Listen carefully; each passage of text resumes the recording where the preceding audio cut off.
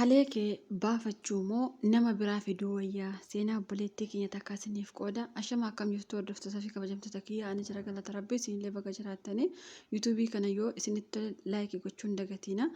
warreen kaleessa seenaa keessan mucayyoo waa'ee maadaamii ishee ajjeesuu irratti dubbatti baay'een keessan yaada hedduu qoodaniif jirtanii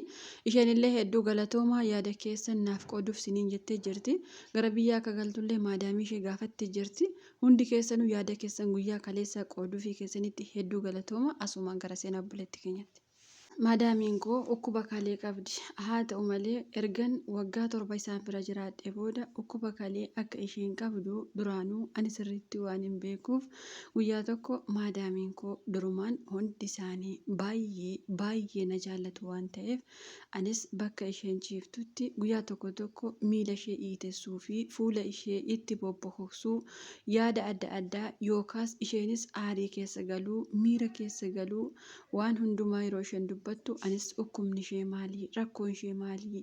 jedhee gaafachuuf yeroo dirqamu itti siqee guyyaa tokko mana arabaa keessa waggaa baay'ee yoo jiraattan waliin odeessuu waliin haasa'uu waanuma jiru mitiire anis maadaamii koo bira deeme maal taatii dhukkubni kee maalii yeroo baay'ee cinqamtaa waggaa baay'ee yeroo jedhee ishee gaafu isheenis dhukkuba sukkaaraa fi dhukkuba kalee akkasumas dhukkuba kentaarotii akka qabdu tokko lama yeroo isheen natti himtu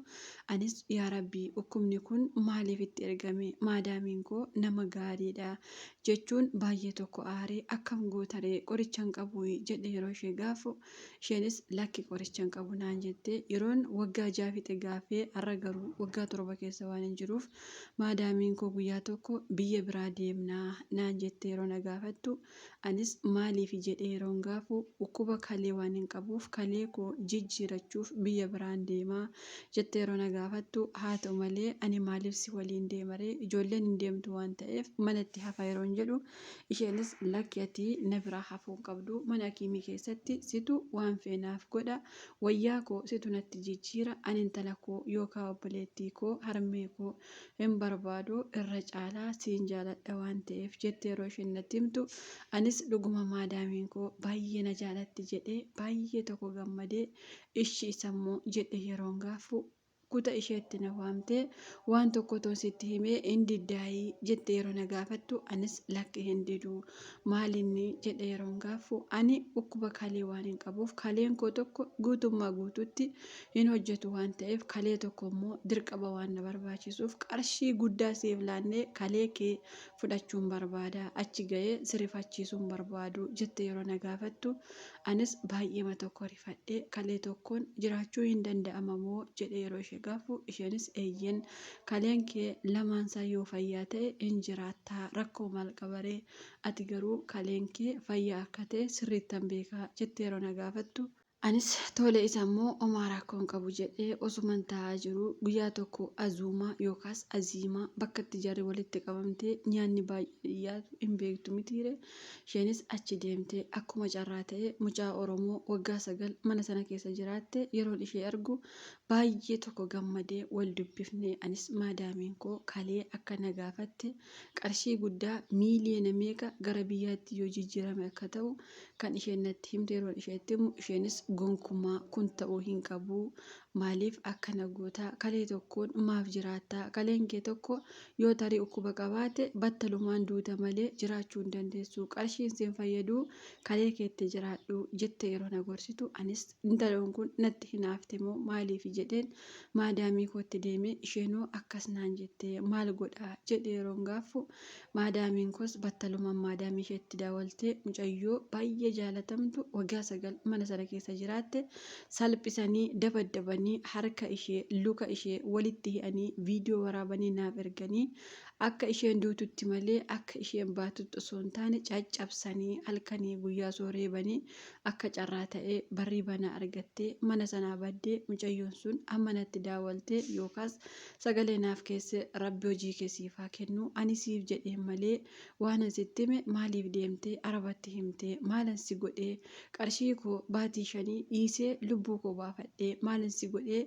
ani akka obboleettii kootti yookaas akka lammii kootti si ilaale malee ati maraattee icciitii anaaf si gidduu jiru maaf deemtee arabatti himtee yeroo jettu anis bagaa situ natti hinaafee qarshii miiliyoona meeqa argachuu qabu situ hin dhaqeennaan jedhe jechuun baay'ee ma tokko isheetti aare osoo duutetti ta'e gaarii ture jechuun maadaamii koo sagalee ishee dhaggeeffachiise. Mucayyoon sun hin baddeemuu yeroon jedhu eeyyen ani sitti dhagarsiifneeree viidiyoo ishee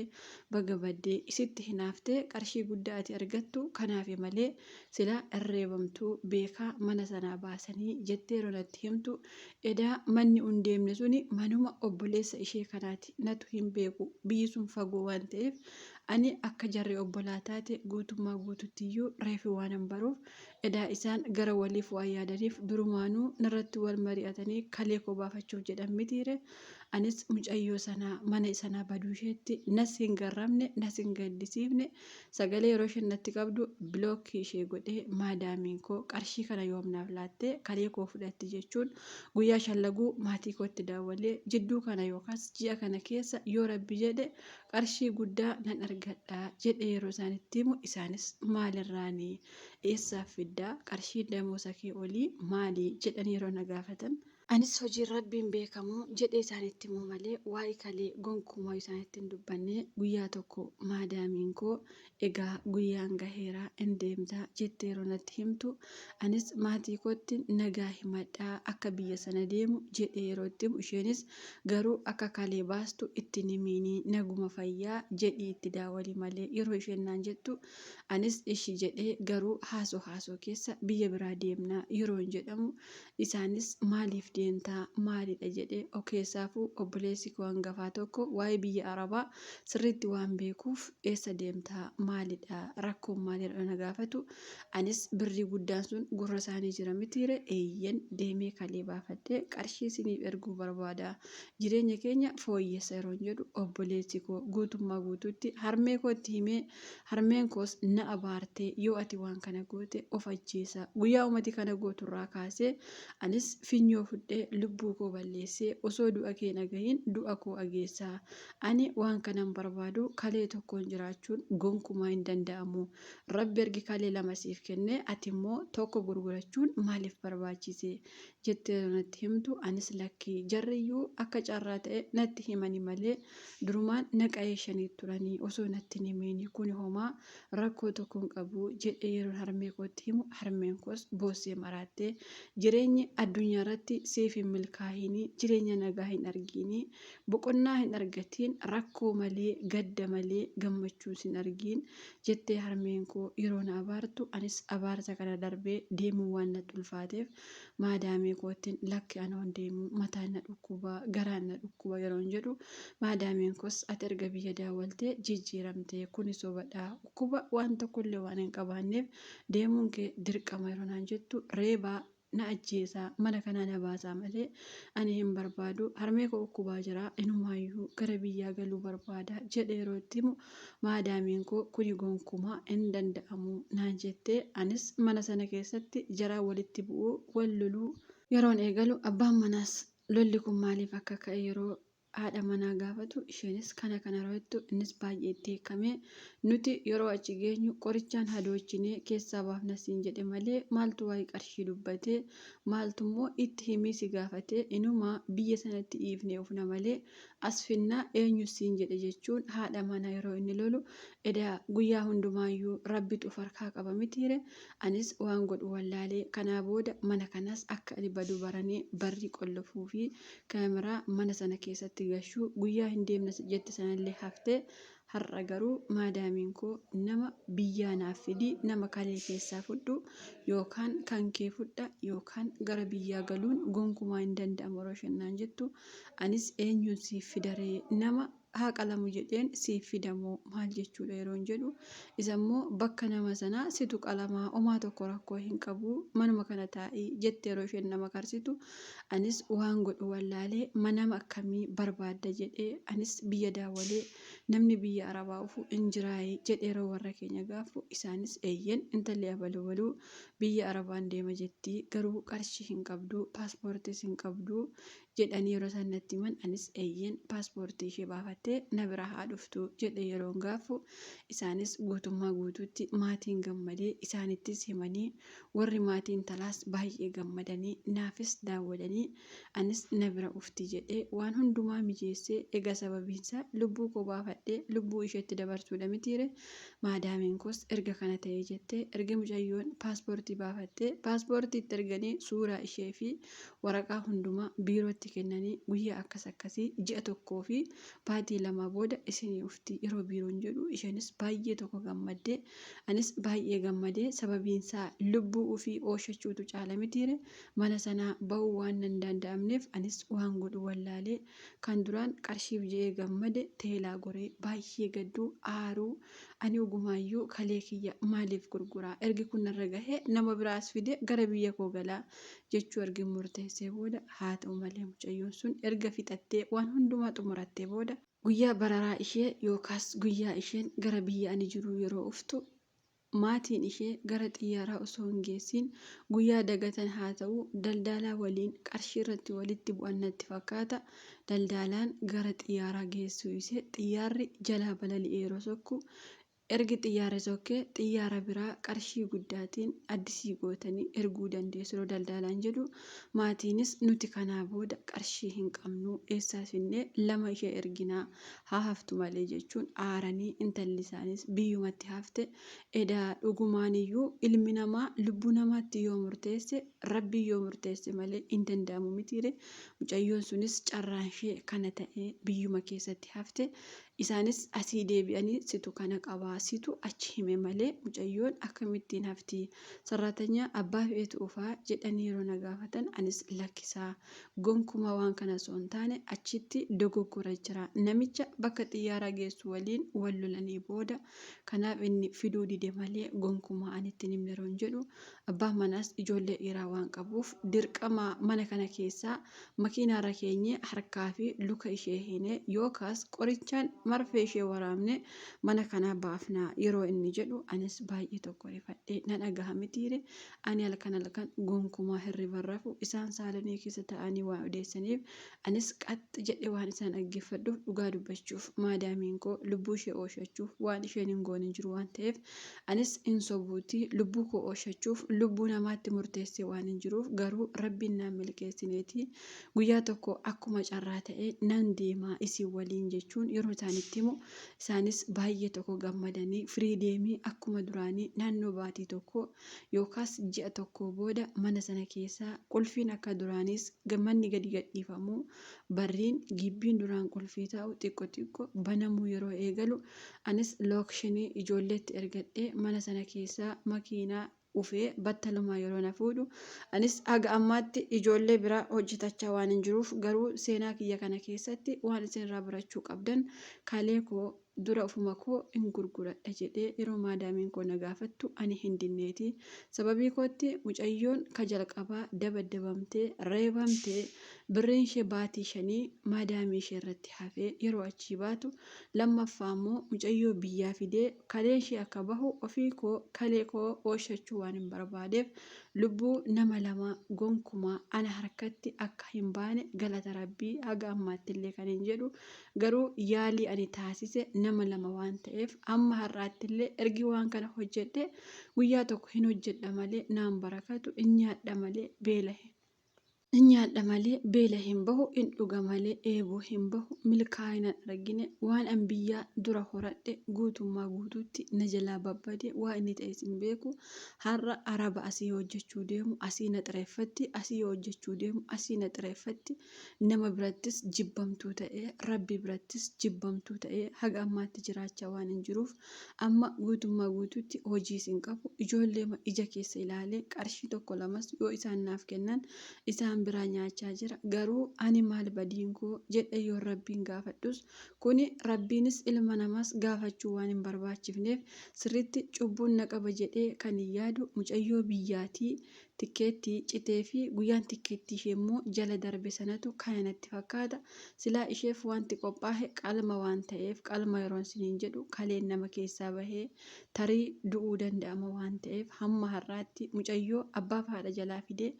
akkana gochuu kootti baay'ee waan hin gadduuf garuu akka koo osoo hin taane akka rabbiif ishee waan oolte jirtuuf animmoo hamma har'aatti siqaayii kiyya argaa waan hin jiruuf akka amantaa keessanitti cubbuu koo rabbiin akka naaf dhiisu naaf kadhaan dhaamsa kootii hagamaal osoo rakkattanii hagamaal osoo cinqamtanii lubbuun keessan haa baatu malee nama bakka lubbuu keessanii buufattanii mana sanaa hin bahiinaa jechuun dhaamsa kootii yaadan isiniif qooduu barbaadu hiriyyaa gantuu fi nama gantuu akkan ta'e asumaan akka na bartaniif malee waan tokko naa qoodaa yookaas immoo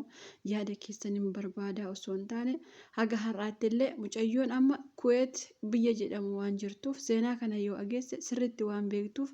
mucaa paaspoortii kee viizaa kee harkatti qabattee bakka xiyyaaraa geessee guyyaan si'a darbe siin jedhan sana asumaan karaa dhiifama si gaaffu yoo dhabeellee dhiifama siin jechuu barbaadaati haa ta'u malee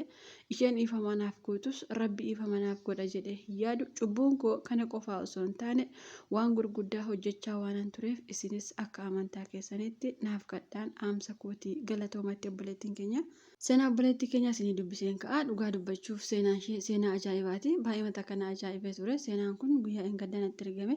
yeroo tokko waan akkasiis hin jira kan jedhamu araboonni dhugumatti gaafa dhukkuba adda addaa irratti argan dhukkuba sanarraa bilisa ta'uuf sarratanyaas haa ta'u abbaa fe'ee haa ta'u qarshii ofiis guddaa baasanii waan barbaadan godhachuu waan danda'aniif garuu mucayyoon kun arabni gaafa duraa oksaniitu kan isaan kalee ishee fudhachuu barbaadanii haa ta'uyyuu malee isheen immoo maalidha jennaan isaan garuu kaleeshii akka isaan itti gurgurtu gaafatanii jennaan isheen isheettee turte haa ta'u malee boodarratti harmee ishee abaarte jennaan dhiifte mucayyoo isheen tokkollee haa gootuufi yookaas immoo haa taatuufi jetteetu lubbuu ofii haa oolfattu jetteetu kan isheen gorsite yeroo baay'ee warreen biyya arabaa keessa turree fi warreen arabatti siquu mi'eeffanne kun yeroo tokko sarratanyaa kabiraarratti akka miidhaan uumamu hin goona jechuudha kuni faayidaa takka nuuf hin qabu sababiinsa sarratanyaan reebamte sun sababii mucayyoo kanaatti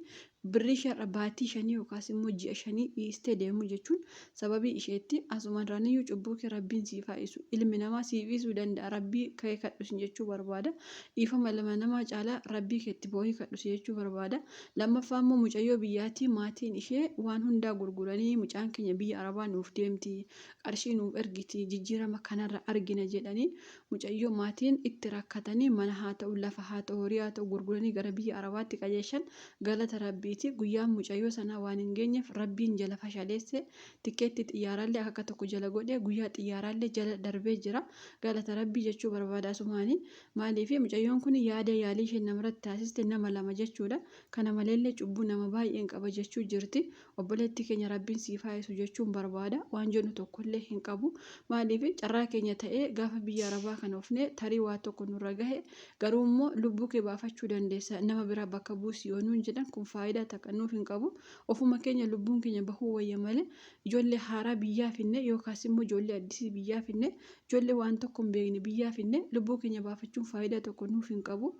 nuti warra as keessa turre akka barbaannetti mana sana baduu dandeenya kallattii beekna garuu ijoollee haaraa waan takka hin beekani keessaafuu ijoollee addisii ufaa jirtan namoota isin fudhatanii fi nama akkamii bira akka galuu qabdan sirriitti adda baafachuu qabdanii hinuma akka carraan keessan sin godhe bakka rabbiin sin ga'e deemuu isiniif wayya sababiin isaa nama tokko abaluun jaaladha intala abaluutti wal beekna isheen akkasii jettanii bakka sana yoo deemta namni sun bakka durii jiraachuu dhiisuu danda'a ilmi namaa kamuu amma qarshiitti nama jijjiiruu eegaleera mucayyoon kun ammatoo isheef danda'ame akka yaada isheetti mucayyoo sana biyyaa fidde kalee ishee keessaa baasiste ofii ishee immoo birrii ishee fudhattee gara biyya galuuf ture garuu rabbiin ishee hin milkeessine haga ammaatti illee milkaa'ina hin argine jechuu jirti hadaraa keessan hojjetadhaan milkaahaa ijoollee waan akkasii irratti godhanii hin milkaahamu obboleettiin keenya kun baala gummaadha malee rakkina miti gaafuma arabni waan kana gaafatte mana sanaatti baduu hin dandeessi ture immoo arabittiin iyyuu itti himuu isheetti galata rabbiiti lamaan keessan iyyuu rabbii matu isin hin baafne lama toon taane isin ikkoo nama sadiidha ka qarshii ishee abdee waliin ka biyya uftee fi si'i waliin nama sadiidha jechuudha sadan keessanuu guyyaan keessan hin geenye rabbiin miliksee jalaa isin baasee jira ishee sanallee rabbitu miliksee baase ishee sanallee akkasii atillee akkasii ati garuu badii guddaa qabda badiin kee bakka lamatti inni tokkoffaa qarshii mucaa sana inni lammaffaan ka biyyaati kana hundumaayyuu ijoollee dhiifama gaafachuu yookaas immoo hordoftoota kiyya dhiifama gaafachuu uummata dhiifama gaafachuu osoo hin taane rabbii keetti boossee sit of beeka waan ta'eef namni amma si beeku takka illee hin jiru. Ati amma cubbuu gurguddaan qaba kan kana caaluun qaba miidiyaa irratti kan hin baasu hin barbaanne jira baay'ee jira jette cubbuu kee hundumaa rabbii keetti boohee akka amantaa keetti rabbii kee kadhu ilma namaa kamuu dhiifama gaafatte faayidaa takka siif hin qabu garuu rabbiin kee dhiifama yoo siif godhe waan hundumaarra caalaan aamsa kooti sababiin isaa rabbii yoo dhiifama siif godhe ilmi namaa dhiifama siif godha yoo rabbiin si jaalate ka ilmi namaallee si jaalachuu danda'u ati rabbii biratti jibbamaa yoo taate uumaa kee biratti jibbamaa yoo taate ilma namaa biratti illee jibbamaa taata. Keessaafuu namoonni abaluun hiriyaa kooti intalli abaluu hiriyaa kooti intalli abaluu biyya arabaa jirti akkas jettanii namoota itti siqtan mucayyoo kanarraatti barumsa fudhachan jechuudha. Seenaa ishee nuu qooduun ishee gantuu akka taate nutti himuu isheeti. Maaliif namni tokko akka gantuu ta'ellee gaafa himu ofitti amanamummaa waan qabuufi mucayyoon kun amma sirriitti ofitti amanamummaa qabdi jechuuf nama dandeessa dhugaa dubbachuufi sababiinsa osoo tokkotti badiisa ol beeyyuu hin himatu maaliif ani badiin qabu ani akkasii jechuu danda'a dhugaa dubbachuuf keessaafuu guyyaa dhukkubsattan guyyaa injiraamire wanta akka opereeshinii ta'uu waan akkasii biyya arabaa kana keessatti iftanii baay'ee gaariidha jedhee yaadanii maaliif biyya namaa kana keessatti opereeshinii ta'uun baay'ee ulfaata. Opereeshinii isaa ga'uun malee fakkeenyaaf nuti biyya arabaa kana ufnee hojii nutti baay'atee dhukkuba adda addaa dhukkuba dugdaa dhukkuba laphee haa godhannuyyuu malee gaafa biyya keenya baane nuti lapheen keenya onneen keenya kaleen keenya fayyaa guutuu qabna. Kanaafuu akkuma isin beektan araboonni immoo sirriitti guutummaa guutuutti fayyaa guutuu hin qabani. Kanaafuu yoo dhukkuba tokko ofirratti argitan fakkeenyaaf mana yaala deemtanii opereeshinii malee hin danda'amu yoo isiniin isa gara biyya keessanii gala. Sababiinsa faayidaa isiniif hin qabu keessaafuu kan akka garaa laphee kan akka mormarraa waan akkasii namoonni qabdan opereeshinii gonkumaa of hin go'ina. Sababiinsa biyya kana keessatti opereeshinii ta'uun baay'ee ulfaataa dhugaa dubbachuu fi baay'ee jibbisiisaa illee maaliif fayyaayyuu fuudhanii opereeshinii go'anii waan adda addaa kalee waan adda addaa keessaa baafachuu waan danda'aniif tarii immoo yoo isin dhukkuba godhattan immoo dhukkubni kee akkasii dooktorii wajjin walii galuu danda'anii fi waan kana gonkumaa opereeshinii hin ta'inaan aamsa kiyya maaliif ani yeroo baay'ee dhukkuba qoonqoollee ni qaba jechuudha. Opereeshinii biyya kana baay'ee takka shakkaa ture. Garri qoonqoo fakkeenyaaf garri qaama iddoo kanillee rakkoo hin qabu garuu dhukkuba garaagaraa keessanii fi gara laphee gara waan tokko opereeshinii gonkumaa hin yaalamiina rabbiin iyyuu isin ittiin fidiini yoo akka carraa ta'e ilmi namaa dhukkubsachuu hin dhiisu jedhamuu fi mucayyoo kanarraa barumsa guddaa fudhachuu dandeessanii jechuudha. Namni waa'ee seenaa adda addaa beekuu danda'u seenaa mucayyoo kanarraa waan baay'ee hubata jedhetanii yaada. Ilma namaa kamitti immoo ofiin amaninaan aamsa kiyyaa sababiinsa abaluun hiriyaa kooti abaluun akkasii biyya namaa keessa isheen akkatti turte araba wajjin turteetti keessaaf warra araba jala ture kana hin amaniinaa dhugaa dubbachuuf maaliif baay'ee arabatti shiminanii baay'ee arabatti itti siqanii siinsi gurguratan jechuudha. Sababiinsa qarshiif biyyaa baha waan ta'eef qarshiitti jijjiiranii mucayyoon kun amma akka yaada isheef namni kalee ofiiyyuu gurguratu kalee kee si'iisa jettee hin yaadiini kan ofiiyyuu hin dhiifne waan ta'eef kan keellee hin dhiisu namoonni tokko nama gaarii jettanii namatti siqtu afaan koo dubbata jettanii itti siqtu garuu isuma afaan kee dubbatu sanatu mureesi nyaata dhugaa dubbachuuf baay'ee takka seenaa kana keessatti waan baay'een of ilaalee waan baay'een of madaalanii mataan koo hiriyaa jechuun yookaas immoo nama biyya ofii jechuun hagam akka gantuu taate sirriitti mucayyoo kanarraa hubadhee jira. Isinillee abaluun akkasi jettanii nama hundaatti of hin gatinaan dhaamsa kooti yaada keessanii fi akka amantaa keessanitti kadhachuu fi koomentii jalatti hin dagatina. Yuutuubiin kun yoo isinitti tole laayikii gochuu hin dagatina bakka dogoggoreetti ifa maga sagantaa biraa walitti deebinutti.